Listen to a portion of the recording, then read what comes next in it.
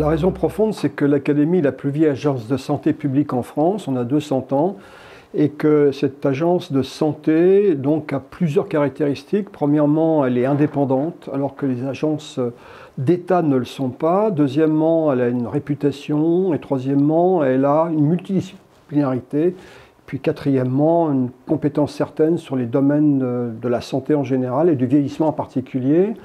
Et je rappelais que dans le contexte européen, des académies de médecine, où il y a une fédération européenne dont j'ai été président, puis ensuite un conseil à la Commission européenne du temps du président Jean-Claude Juncker, un très gros rapport sur Transforming the Aging Society, comment on transforme la société vieillissante en Europe, a été fait par Jean-Pierre Michel de Genève au titre de l'Académie de médecine de France, relayé par la Fédération européenne, est devenu ce qu'on appelle un Green Paper de la Commission européenne, donc un standard de la Commission européenne.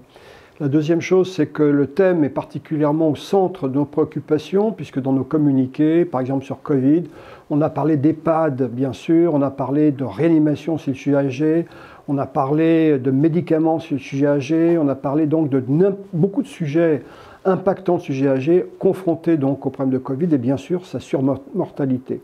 Donc la Fondation Pilège et l'Académie ont des buts communs.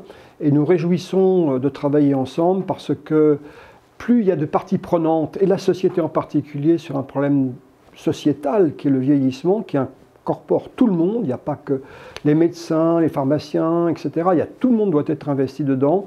Donc l'association entre une fondation, l'Académie et les associations de patients sont absolument indispensables pour faire progresser la santé, vieillir bien, vieillir vieux et vieillir en bonne santé, c'est le but principal de cette activité.